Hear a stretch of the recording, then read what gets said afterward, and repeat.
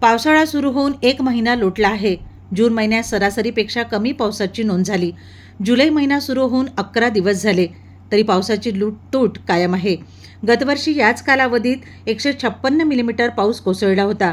यंदा मात्र पावसाची नोंद 74 मिलीमीटर इतकी झाली आहे. त्यामुळे दुबार पेरणीचा धोका वाढला असून प्रकल्पांनाही दमदार पावसाची प्रतीक्षा आहे.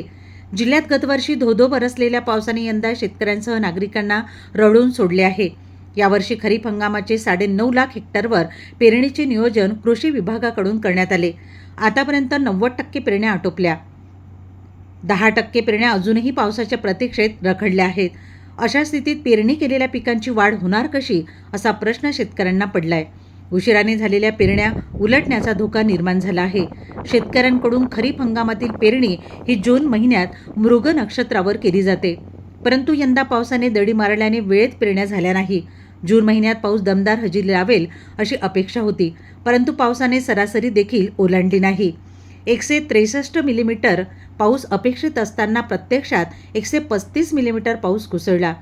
जुलै महिन्यातही पावसाने 11 दिवसात केवळ 6 वेळाच हजेरी लावली.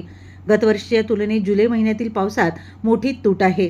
त्यामुळे मोठे, मध्यम आणि लघु प्रकल्पातील जलसाठ्यातही अपेक्षित वाढ झालेली नाही.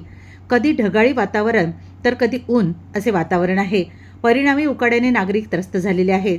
दमदार पावसाची अजूनही प्रतीक्षा आहे. बहुतांश शेतकऱ्यांनी कर्ज काढून खरीप हंगामात पेरणी केली, मात्र पावसाने दगा दिल्याने संकट ओढवले आहे. गत काही वर्षापासून निसर्गाच्या लहरीपणाचा फटका शेतकऱ्यांना बसतो आहे. यंदाही तीच परिस्थिती दिसत आहे.